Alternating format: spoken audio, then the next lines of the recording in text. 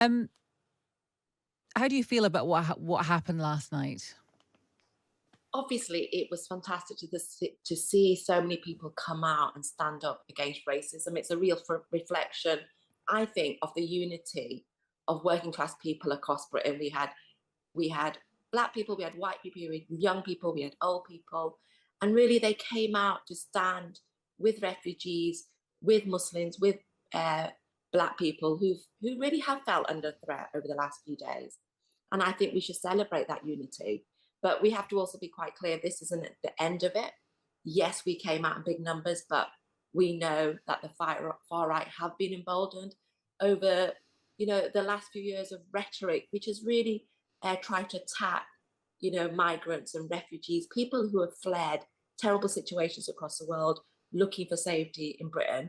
And I think, unfortunately, the the language that have been used by politicians has been horrific, and it has emboldened the far right. But also, we've got the likes of Farage and Tommy Robinson who have really stoked up fear with their language, with their tweeting, and other comments on social media. So, yes, we feel really pleased at the turnout yesterday, but we're also quite clear that this isn't the end of it. I'm interested really in the logistics of it all because I think in one of the locations, people gathered. It might have been Walthamstow in northeast London. People were kind of gathering to protect. One of the places that had been on the list, the immigration centre or immigration lawyers' offices.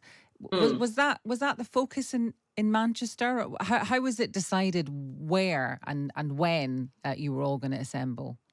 So the far right had circulated a list saying these are the places we are going to target 8 p.m.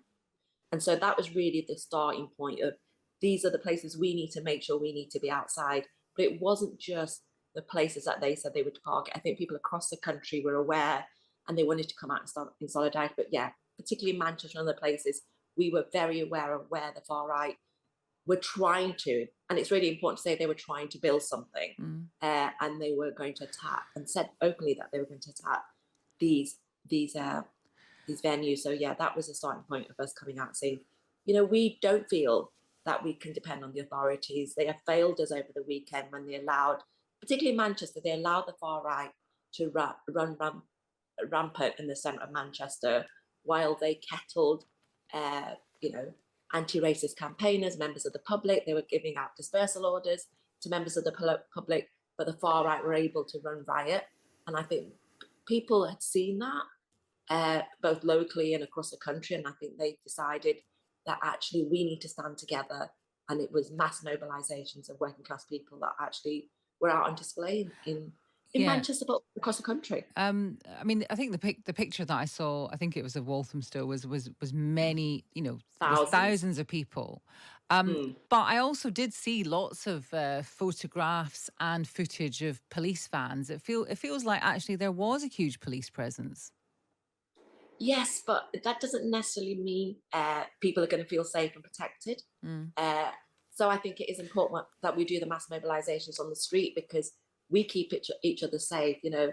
I think there are a lot of people in our communities that don't trust the police to protect us.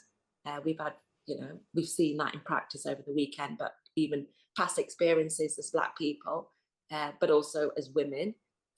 There is a sense of the police will protect us, and I think that's really why. Well, I mean that may be a sentiment, and I do understand that. However, quite a few police officers, riot officers, have been really badly injured, really shaken up by this, and I wonder if you think about the impact on on them as well of policing this stuff. I mean, I do recognise that, but actually, you know, they work for the state, for the government, and these are the politicians that have stoked up in many cases. Let's be very clear about this. If they didn't attack, refugees, migrants, talk about small boats being inundated, this wouldn't have happened.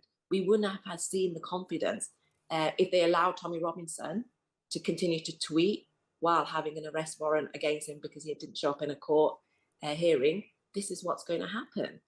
And, yes, it's unfortunate that police have been injured, but at the same time, they have to recognise the situation that many politicians, and particularly Yeah. Farage I don't. and other. Yeah, I don't think it's down to the government they don't have it in their power to stop Tommy Robinson from tweeting. That's down to the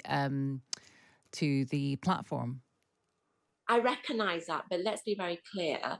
They could put out a very clear statement and said there is no context in which this is acceptable. Right. Refugees are not to blame for all of those politicians that talk about we need to look at people's concerns. Mm. You need to say, yes, people are worried about the fact that they can't, that, about their mortgage payments or whether, the utility bills. If they put out a clear message and say, this is not about refugees, this is about the cost of living crisis, much of which has been created by government policy. Mm. So let's point the finger where it is, where it should, and not to refugees and migrants. We need to have an honest conversation about the fact that there are other reasons why people are concerned, and politicians need to be honest about that. But rather than saying the yeah, biggest issue in British society right now is solving the problem of small boats. That is not the biggest crisis. But they would rather talk about that than talk about the fact that there is a massive cost of living crisis in Britain and people fear. They don't really have a lot of hope. Many people, not that I'm saying that justifies what they did in supporting far right groups. It doesn't in any way, shape, or form.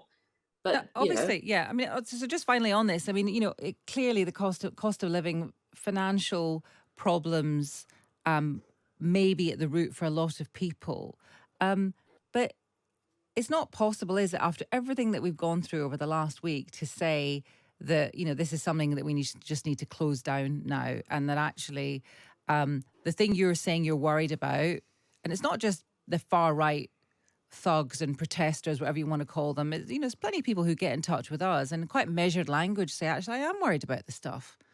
And that might not sit well with you or with whoever, but people do articulate how they feel, and they do worry about small boats. It might be a small thing, but they worry about small boats, and they worry about, net migration levels as well.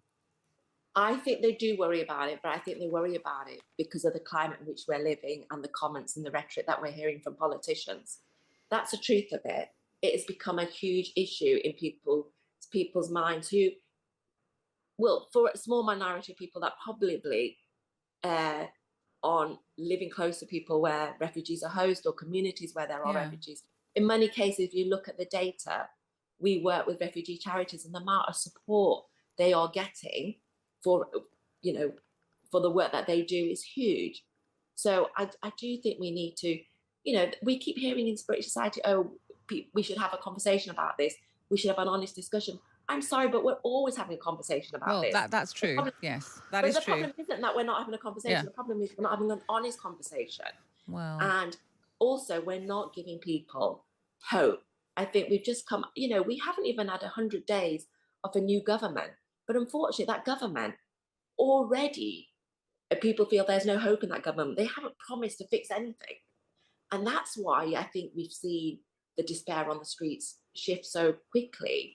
I think many of us, as anti-racist campaigners who work in this space, have always been saying, we are going to have a new government. People will hopefully have some hope.